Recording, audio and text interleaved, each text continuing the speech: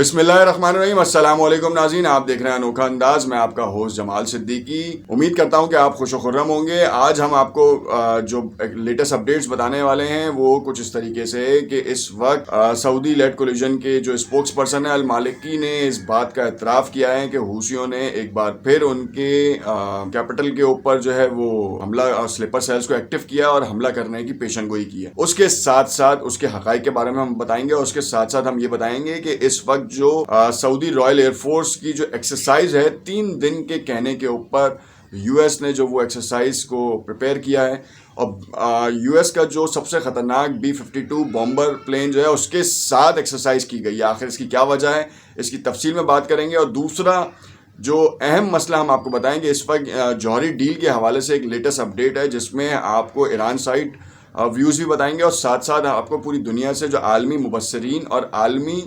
सतह के जो डिफेंस एनालिस्ट हैं वो क्या कहते हैं, हम उनके बारे में भी आपको बताएंगे। ये कुछ लेटेस्ट अपडेट्स हैं। ख़ास तौर पे ईरान के बारे में हम आपको बताएंगे। ईरान इस वक्त अपनी एक्सरसाइज को ओपन कर चुका है और बॉर्डर एरियाज़ के ऊपर उसने अपने रेवोल्यूशनरी गार्ड्स के थ्रू एक्सरसाइज को अंजाम देना शुरू कर दिया है। क्यों? क्योंकि उसको इस चीज़ का ख़तरा भी लाहक है कि उसके जौहरी हथियारों के ऊपर या न्यूक्लियर रिएक्टर्स के ऊपर कोई भी अटैम्प्ट हो सकता है। क्योंकि माजी में हमने देखा कि हूसियों के हवाले से उन्होंने ड्रोन अटैक्स तक की जो है वो न्यूज़ है सर्कुलेट की हैं। और इस पूरी कंट्रोवर्सी को समझने के लिए आपको वीडियो को आखिर तक देखना पड़ेगा। और उससे पहले सबसे पहले तो आप जो है वो मेरा यूट्यूब चैनल सब्सक्राइब कर लें अगर आपने अब तक नहीं किया, और बेल के आइकन को ज़रूर प्रेस कीजिएगा। अब हम आपको बताते हैं कि ये जो कहानी अभी हमने आपको बताई वो आखिर उसको तफसील से डिस्कस करते हैं। सबसे पहले तो हम आपको बताएं कि यूएस ने सऊदी और एयरफोर्स को जो है इस बात का इशारा दिया, एक थ्रेड अलर्ट जारी किया है कि ईरान की तरफ से जो ईरानी बैक्ड हूसी हैं वो दोबारा रियाद के ऊपर हमला कर सकते हैं और आपके कोस्टल बेल्ट के ऊपर वो हमला कर सकते हैं और स्लीपर सेल्स को एक्टिव कर रहे हैं। जैसे कि आपने देखा कि लास्ट मंथ हमें अफ्रीकन मुल्क से ईरान का स्लीपर सेल पकड़ा गया, जो कि आलमी मीडिया में इस बात का चर्चा हुआ कि 15 लोग पकड़े गए, जो कि जॉइंट ऑपरेशन के थ्रू ये काम सर अंजाम दिया गया।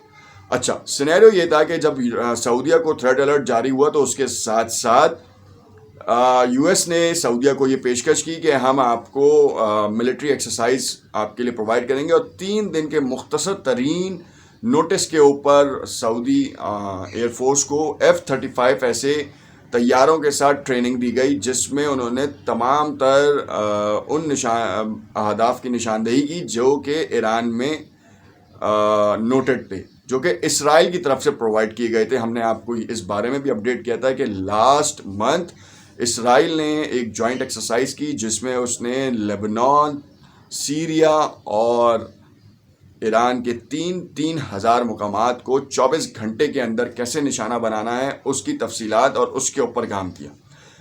तो वही पूरी मालूमात जो है यूएस के साथ शेयर हुई और उस मालूमात के अगेंस्ट में सऊदी एयरफोर्स के साथ एक्सरसाइज की गई। B-52 बॉम्बर प्लेन जो है उनकी रहनुमाई करता रहा और उनका जॉइंट एक्शन हुआ है बेसिकली ये।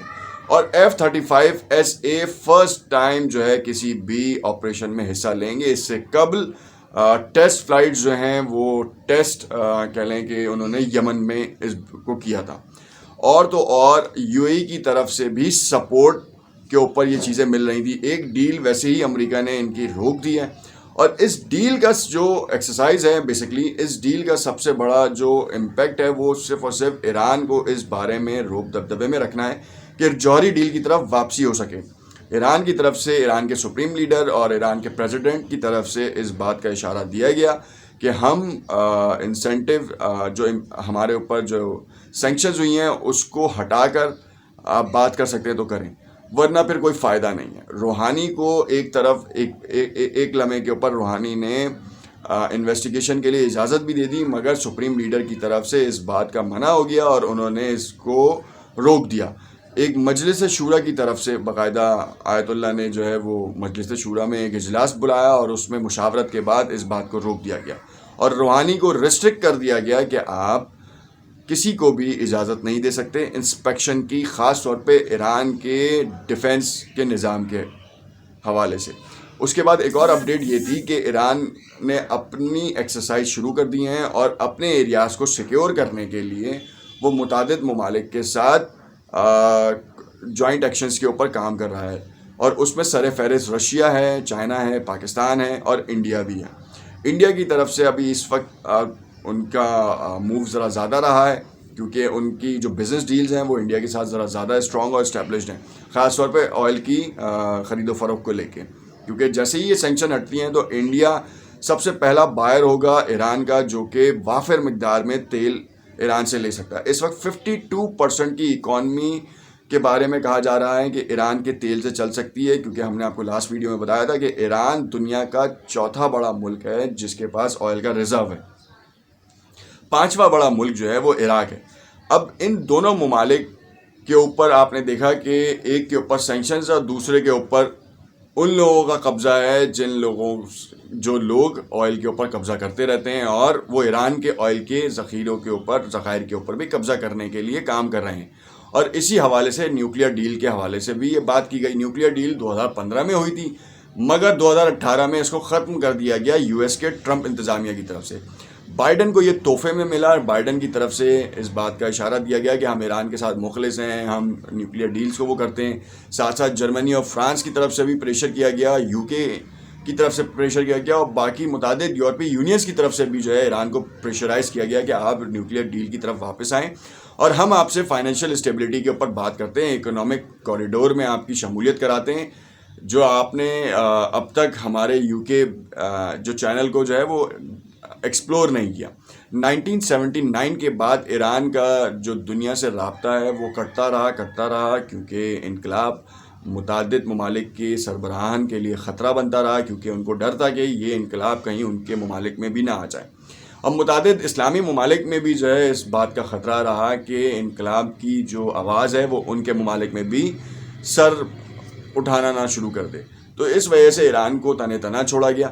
مگر ہم یہ دیکھتے ہیں کہ اس وقت سعودیہ ایک بار پھر یو ایس کے ہاتھوں میں کھیلنا شروع ہوا، کیونکہ ترکی نے بڑی کوششیں کی کہ اسلامی اتحاد میں سعودیہ، یو اے ای اور بقیہ عرب ریاستوں کو بھی شامل کیا جائے، مگر اسرائیل کی شاطرانہ چالوں نے جو ہے وہ اس بات کو پورا نہیں ہونے دیا، اور ساتھ ساتھ ان کو اس چیز کی بریفنگ دی گئی کہ ایران کا آئل جب ایکسپلور ہوگا تو جو سعودیہ کا جو آئل ہے اس کی مانگ کم ہو جائے گی۔ بیسکلی آئل کی پروڈکشن کے اوپر یہ کہانی چلتی ہے۔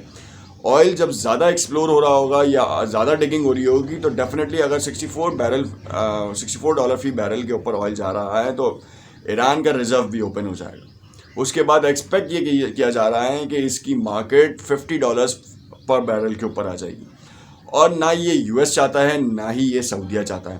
اس حوالے سے ایران کو چاروں شانوں سے گھیرا جا رہا ہے، اور عراق کے اوپر جس طریقے کا اقدام کیا گیا اسی طرح سے ایران کے اوپر پریپریشنز جاری ہیں کہ آپ کو پہلے وہ حوثیوں کے حوالے سے ڈراتے رہیں، پھر اس کے بعد آپ کے نیوکلیر ری ایکٹرز کی نشاندہی کراتے رہیں، پھر اس کے بعد آپ کی میجر تنصیبات کے حوالے سے جو ایک بیان جاری ہوا تھا، اور پھر اس کے ساتھ ساتھ آپ کو پوری دنیا میں سلیپر سیل دہشت گردی کے طور پہ روشناس کراتے رہیں۔ تو سینیریو یہ تھا کہ سمپتی حاصل کریں اور ایران پہ یلغار کر دیں، تاکہ کوئی ایسا ملک نہ ہو کہ جو مسلم ممالک میں ابھر سکے۔ ایران دوسرا اسلامی ملک ہے جس کے پاس ایٹمی ہتھیار ہے۔ آفیشلی ٹیسٹ نہیں کیا گیا، مگر بہت جلد متوقع ہے۔ آیت اللہ کی طرف سے اس بات کا بھی اظہار کیا جا چکا ہے کہ ہم اب بہت جلد نیوکلیئر ٹیسٹ کر سکتے ہیں۔ دیکھتے رہیے گا انوکھا انداز، ہو سکتا ہے آپ کو ہماری معلومات سمجھ میں آئے۔ کامنٹ میں اپنی رائے ضرور آگاہ کیجیے۔ شکریہ۔